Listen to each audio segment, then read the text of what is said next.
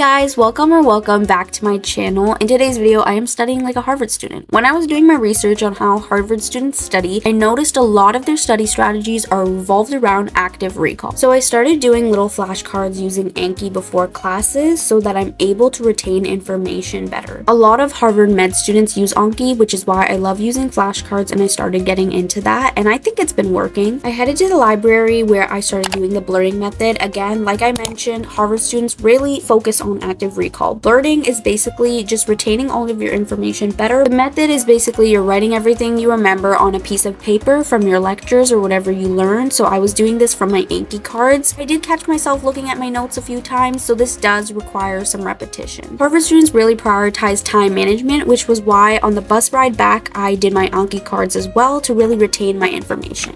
Alright guys, so it is the next day. I am ready to try the Feynman technique now. So for those of you who don't know what the Feynman technique is, it's basically when you take a topic that you learned about and you try to explain it to someone who's like 5 years old. You're basically taking a complex topic and turning it into a simpler topic by explaining it in simple terms and in terms that you would understand. We're going to test this out with my plant biology and pharmacology class because I do have a quiz next week and later on for my pharm class as well. So to reiterate, you have to kind of have a grasp of the knowledge that you learned in class in order for this to work. I've been going through my Anki cards for the past few days and I generally think that I've solidified the information, but again, it takes a while for short-term memory to become long-term. So the first thing I'm going to do is I'm going to quickly go through my Anki deck real quick, and once I get all that information in my head, I'm going to use my whiteboard, which is conveniently right here, and I'm basically going to just be acting as a teacher, explaining it to a 5-year-old on this whiteboard.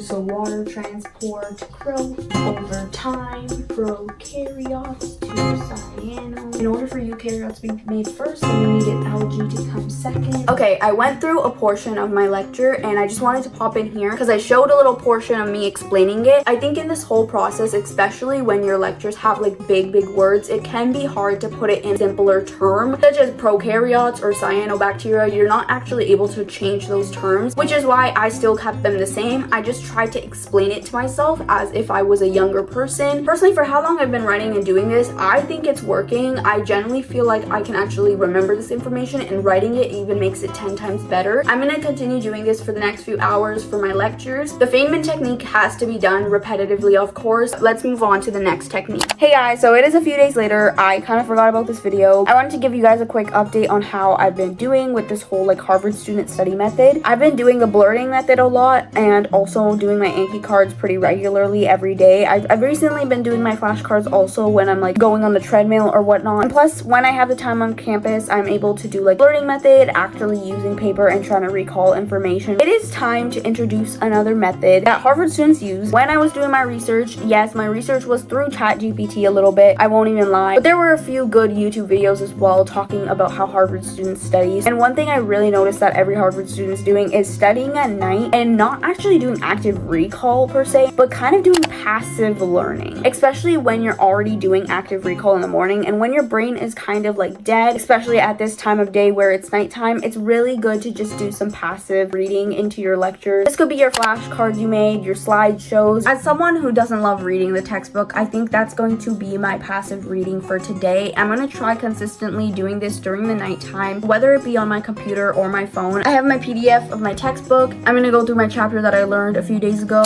I'm gonna say that this was probably my least favorite strategy. Not that it wasn't great, like passive reading is great and all, but I just think at the time of day I would rather be doing anything else, and I think it was really tiring. My brain was dead and I was already doing active recall in the morning, so my brain really felt like occupied with a ton of information at that time of day. I think this method really would work for your slow study days where you don't study a lot of information that day, but overall it's not a bad strategy. I just think it depends. I still continue doing it for this video, of course, but it wasn't my favorite strategy and I'd probably not do it moving forward.